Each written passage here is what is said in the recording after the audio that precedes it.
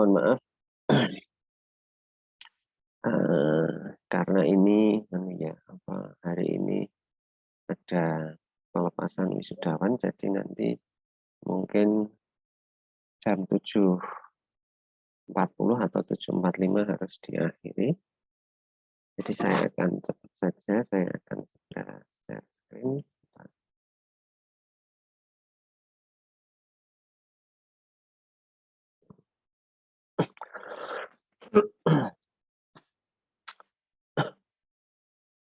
Sudah terlihat? Sudah, Pak. Ya, alhamdulillah. Baik, kita hari ini akan membahas salah satu sistem yang terkait dengan ketahanan pangan di Indonesia. Jadi kalau kita bicara ketahanan pangan di Indonesia, itu sepertinya pemerintah itu masih bingung. Itu urusannya siapa?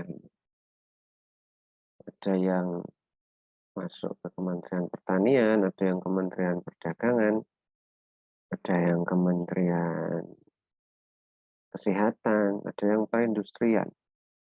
Jadi, dan kadang-kadang mereka itu membuat sistem sendiri-sendiri. Sangat penting sekarang bagi pemerintah untuk membuat satu lembaga yang benar-benar menangani semua. Jadi bisa melibatkan banyak sektor. Gitu. Ada Dewan Ketahanan Pangan. Dulu cuma sepertinya tidak berjalan dengan baik. Contoh terakhir kurang baiknya koordinasi adalah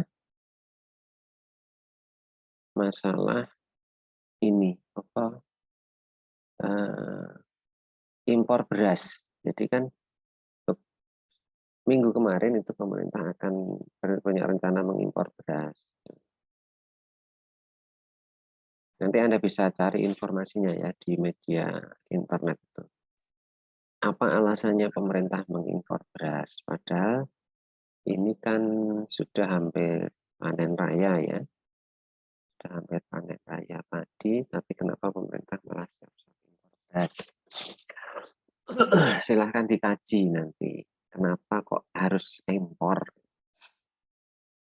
Jadi memang pengelolaan data di Indonesia masih kurang baik, sehingga kita mau tidak mau memang harus terus-menerus memperbaiki data, supaya tidak ada keraguan ketika pemerintah mengambil kebijakan tertentu.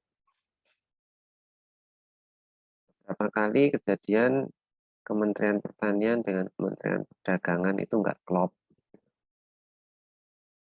Seolah-olah mereka punya data sendiri-sendiri. Nah, ini yang harus dicegah.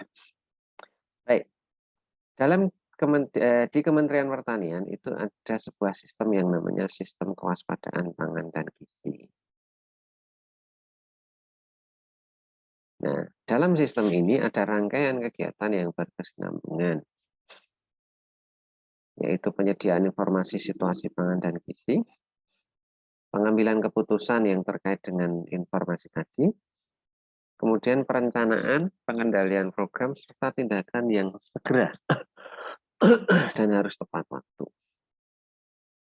Jadi, sistem kewaspadaan pangan dan gizi ini itu idenya itu sudah muncul di awal tahun 90-an.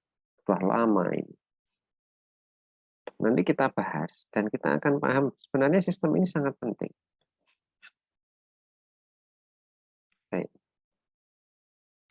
Di Indonesia itu Orde Lama itu masalah penyediaan pangan itu menjadi masalah yang sangat berat. Mungkin Anda pernah membaca sejarahnya pada masa Orde Lama itu sering sekali masyarakat harus ngantri untuk mendapatkan bahan makanan. Orde Baru pengen mengubah itu. Orde Baru sukses karena tahun 1984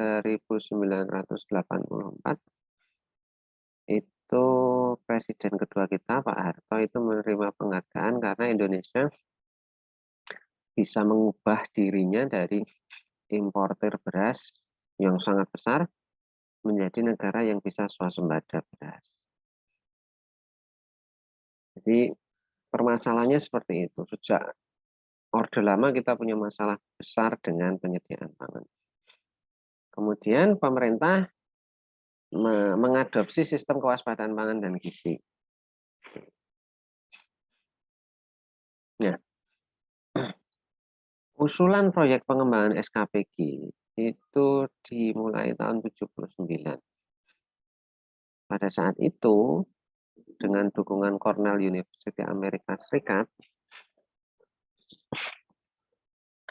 jadi pemerintah waktu itu bekerja sama dengan Cornell University ini untuk membangun sebuah sistem yang bisa memperkirakan, memprediksi, dan menyikapi permasalahan penyediaan pangan. Proyeknya itu pertama di Lombok Tengah dan Boyolali. Kemudian ada proses pengembangan sistem isyarat dini untuk intervensi. Tapi ini tidak kita kenal lagi ya sekarang karena sudah include di SKPG. Setelah itu proyek ini diaplikasikan di seluruh Indonesia. Sayangnya setelah Orde Baru jatuh, pemerintah daerah itu banyak yang, kalau menurut saya itu apa ya, karena merasa dipilih oleh rakyat ya, jadi bupati gubernur itu mungkin karena merasa dipilih oleh rakyat, seringkali kebijakan-kebijakan yang sifatnya nasional itu tidak terimplementasi dengan maksimal. Jadi termasuk beberapa sistem yang dikembangkan oleh pemerintah pusat itu banyak yang tidak berjalan dengan optimal di daerah. Nah, kewajibannya pemerintah provinsi dalam sistem kewaspadaan pangan dan gizi itu apa? Mencegah dan mengendalikan masalah pangan akibat menurunnya ketersediaan pangan. Mencegah dan menanggulangi masalah pangan sebagai akibat menurunnya mutu gizi dan keamanan pangan. Jadi kalau membaca ini, keamanan pangan itu sebenarnya bukan hanya tanggung jawab BPOM ya, tetapi juga tanggung jawab pemerintah provinsi, pemerintah kabupaten. Yang ketiga, meningkatkan dan mencegah penurunan akses pangan dan menangani serta mengendalikan kerawanan pangan. Dan kabupaten kota itu mengidentifikasi kelompok rawan pangan. Mulai dari keluarga sampai misalnya tingkat desa. Kemudian penyaluran pangan untuk kelompok rawan pangan. Kemudian melakukan pencegahan dan pengendalian serta penanggulangan masalah pangan. Ini sama dengan yang provinsi tadi. Pengumpulan dan analisis informasi ketahanan pangan. Jadi datanya itu berawal dari kabupaten. Nah, kalau kabupaten tidak mengerjakan, maka data provinsi tidak akan lengkap. Nah, itu yang jadi masalah. Jadi dalam sistem ini, itu ada mengumpulkan, memproses, menyimpan, menganalisis data, serta menyebarkan informasi situasi pangan dan gizi. Kemudian menyelidiki desa atau kawasan yang diprediksi akan mengalami rawan. Kalau kemudian kabupaten atau provinsi tahu, oh desa ini kalau musim kemarau misalnya rawan pangan karena misalnya airnya sedikit atau lahannya yang tandus, maka mestinya itu bisa menjadi dasar untuk merumuskan kebijakan, mulai dari perencanaan sampai ke tindakan. Nah, maunya seperti ini, sudah ideal sekali kan? Kemudian keluarannya apa dari sistem ini? informasi situasi pangan dan gizi bulanan dan tahunan.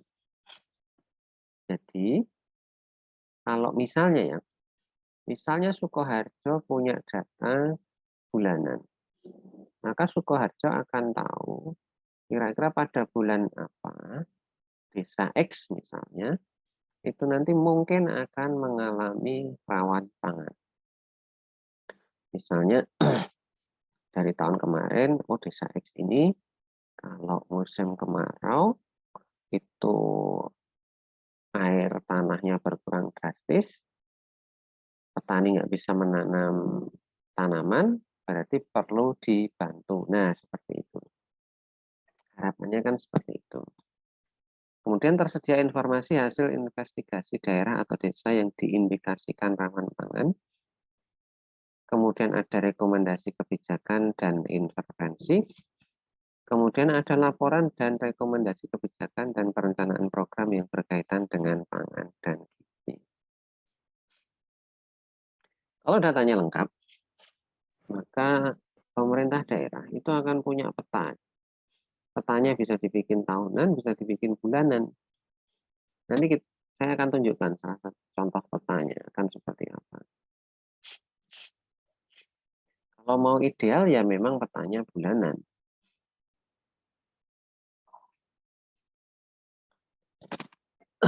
Oke, siapa saja yang ada di dalam sistem kewaspadaan pangan dan gizi? Ada banyak ini. Nggak usah dihafalkan, nggak apa-apa yang tidak terlalu penting. Nah, kemudian tugasnya apa? Menemukan dan merespon kemungkinan timbulnya masalah pangan dan gizi. Kemudian yang kedua, menyiapkan bahan perumusan kebijakan dan intervensi. Kemudian menggalang kerjasama dengan berbagai institusi, termasuk kalangan swasta serta LSM. Nah, saya punya pengalaman di Kabupaten Klaten. Karena kemarin tahun ini terlibat dalam penanganan stunting di Klaten.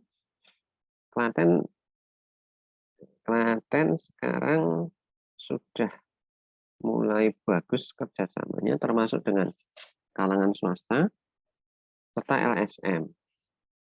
Di dalamnya, Klaten sudah melibatkan Muhammadiyah, sudah melibatkan NU, sudah melibatkan LASIS-nya, gitu ya. Kemudian Klaten juga sudah melibatkan Basnas untuk intervensi penanggulangan kerawanan pangan dan gizi. Ya. Ini perlu ditiru oleh kabupaten yang lain. Data yang dikumpulkan tadi sudah saya sampaikan, ada data bulanan dan tahunan. Data bulanan kalau ada itu akan sangat baik. Ya. Jadi kita akan tahu, oh misalnya di bulan Februari panen padinya banyak. Sementara di bulan Agustus panen padinya sedikit. Berapa yang harus kita simpan di bulan Februari? Apakah perlu kita sampai menjual beras kita keluar daerah? Atau kita simpan saja di daerah kita. Nah, seperti itu kebijakan-kebijakan seperti itu harus terpikirkan oleh pemerintah kabupaten atau provinsi.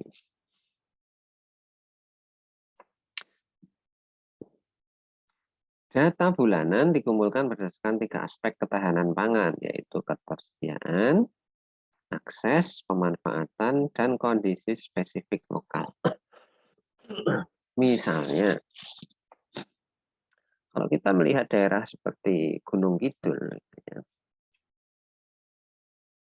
yang unik di Gunung Kidul apa? Mereka punya misalnya simpanan gaplek. Nah, itu spesifik lokal seperti itu. Nah, itu perlu didata juga, karena sebenarnya kan ketahanan pangan itu sebenarnya ya, jangan hanya melihat dari ketersediaan dan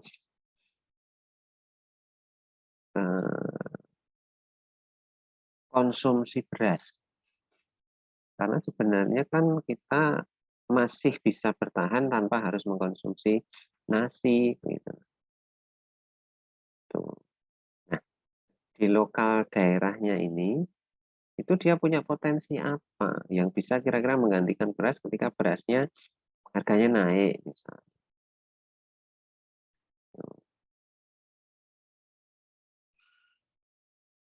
Kemudian kalau data tahunan itu hanya ketersediaan, aksesibilitas, dan pemanfaatan pangan.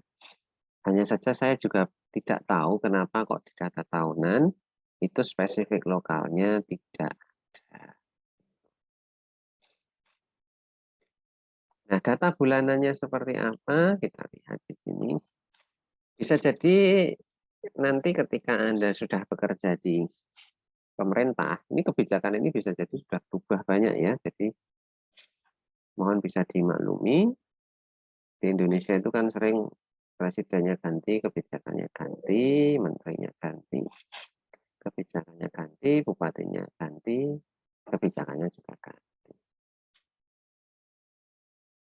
Baik, ketersediaan pangan itu apa yang dibutuhkan datanya? Yang pertama adalah luas tanah yang bisa ditanami berapa. Kemudian yang kedua adalah luas puso. Luas puso itu daerah yang tidak bisa, lahan yang tidak bisa ditanami. Gitu ya. Kenapa tidak bisa ditanami? Bisa jadi karena memang oleh si pemilik tidak ditanami, bisa juga karena kekeringan. Kemudian berapa luas yang panen? Kemudian berapa cadangan pangan yang dimiliki oleh daerah itu?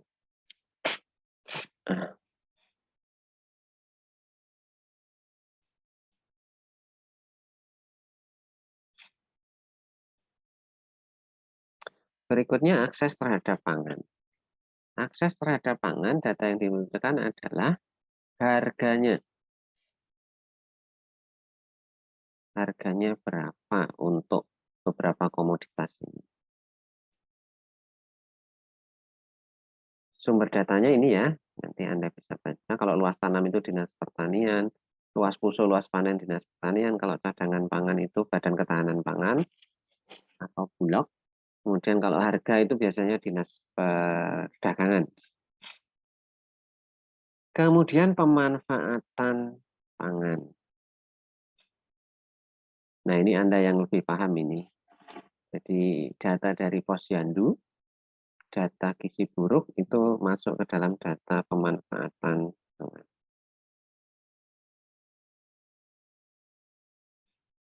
Kemudian ada data spesifik lokal. Jadi ini termasuk di dalamnya jika diperlukan itu ada data. Kalau kejahatan saya nggak tahu nih alasannya kenapa harus ada kejahatan. Anggota keluarga yang menjadi tenaga kerja, penjualan aset, kondisi hutan, pola konsumsi pangan, cuaca gitu ya. Pola konsumsi pangan itu yang saya ceritakan tadi.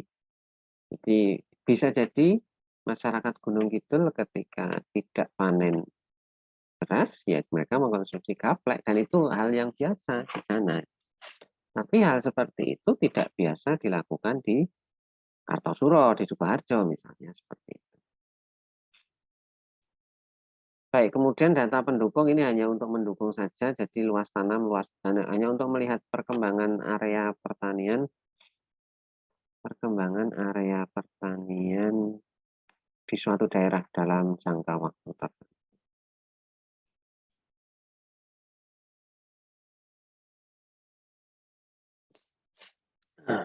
Nah, dari data-data itu, kita akan tahu kantong-kantong kerawanan pangan. Misalnya suatu daerah itu luas lahannya kecil, pusonya besar, yang tidak ditanami besar, harga pangannya tinggi. Nah, itu termasuk harus diwaspadai.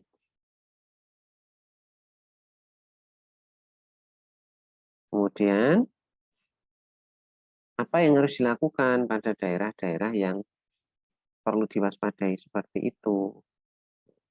Apakah kemudian bisa diperkirakan?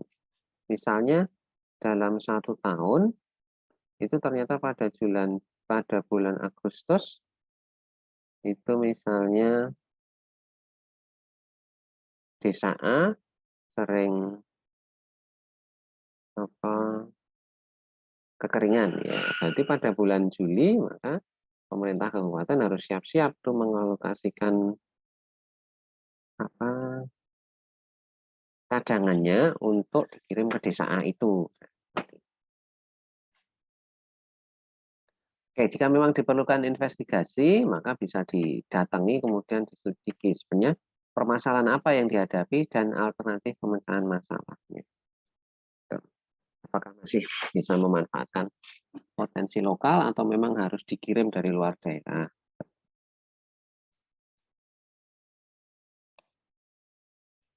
Kemudian data tahunan.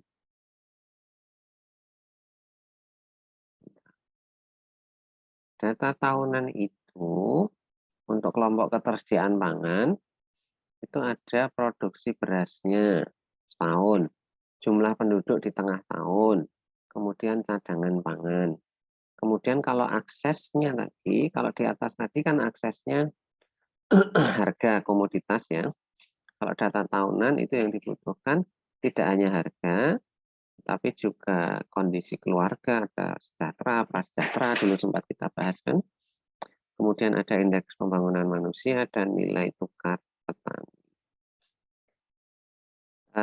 Nilai tukar petani silahkan dipelajari sendiri ya, karena ini butuh waktu lama juga untuk mempelajari ini.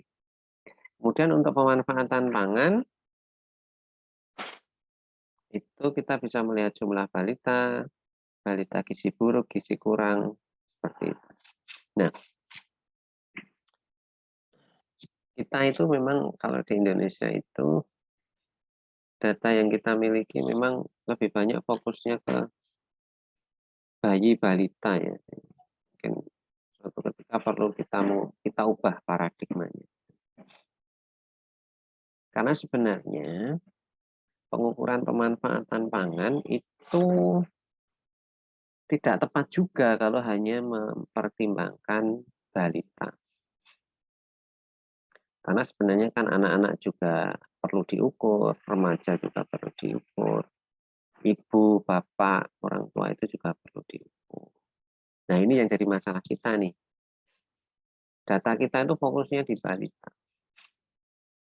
Makanya nanti kalau di antara Anda ada yang jadi Menteri Kesehatan, yang namanya kegiatan seperti posyandu, itu mestinya tidak hanya di tingkat balita, tidak hanya di tingkat bayi, tidak hanya untuk bumil busui, tapi juga untuk remaja, bahkan untuk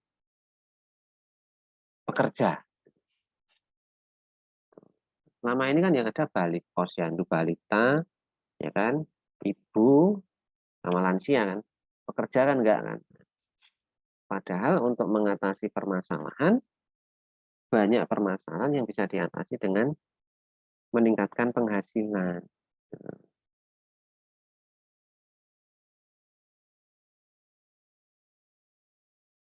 Itu yang sering terlupakan.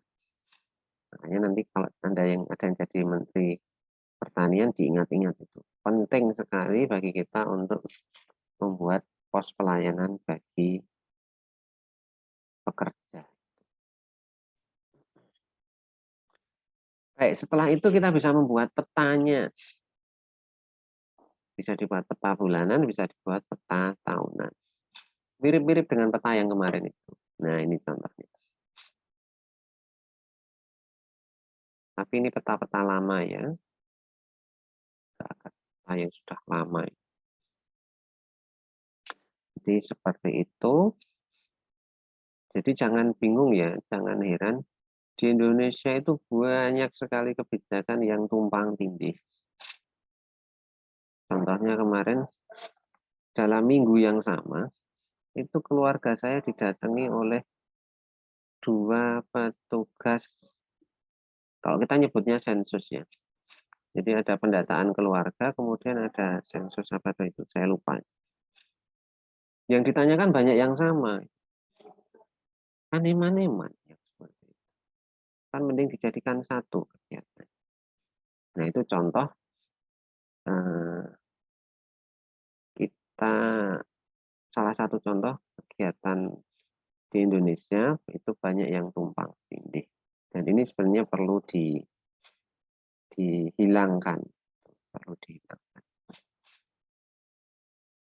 Baik, ini contoh peta rawan pangan di Jogja, tapi sudah lama ya, ini 2014.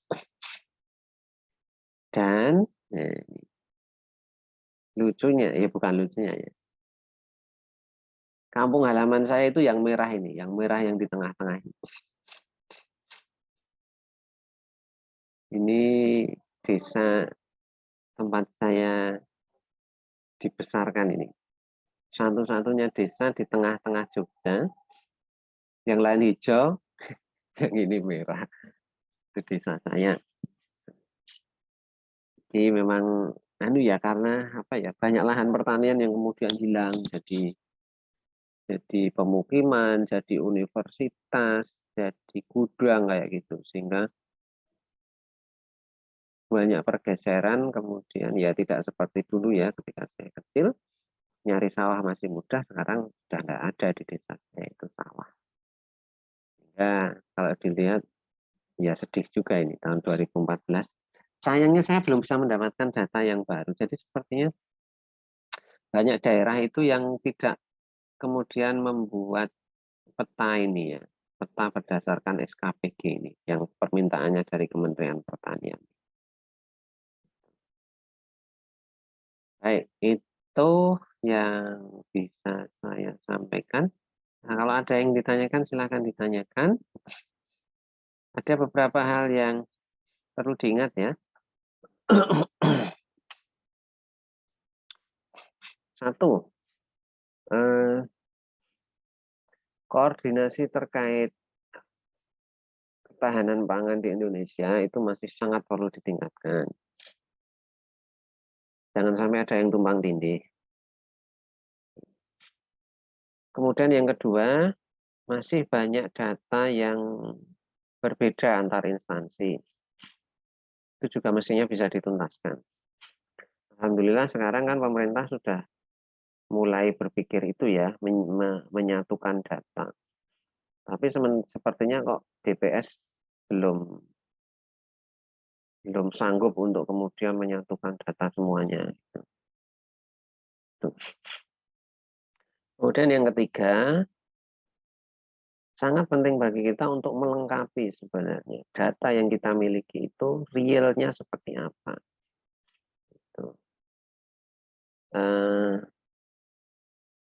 Jangan hanya luas lahannya, tetapi juga betul-betul sampai di berat hasil panennya. Itu yang jadi masalah buat kita. Kemudian yang terakhir,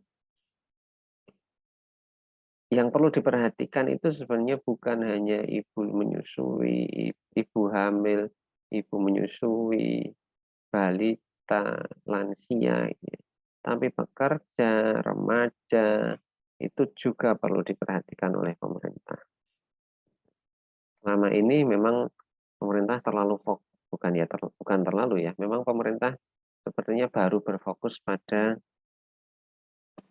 ini bumil, busui, balita, bayi, dan lansia saja. Padahal produktivitas suatu negara itu sebenarnya lebih banyak tergantung juga pada para pekerja. Mau nggak ada yang ditanyakan? Silakan.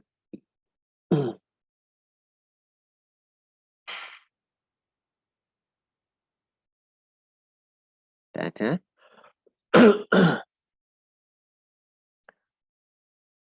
Tidak ada yang mau tanya. Baik. Ini belum akan saya tutup. Nanti silakan berkomentar di chat ya, NIM dan nama. Nanti akan jadi panduan bagi saya untuk mengecek absen juga. Silakan bisa ditulis mulai sekarang, NIM dan nama kalian di kolom chat. Ini sudah saya record, jadi nanti akan tersimpan di hard disk saya. Terima kasih. Oh ya, satu hal lagi. Eh, akan ada tugas bagi kalian. Minggu depan insya Allah akan saya jelaskan.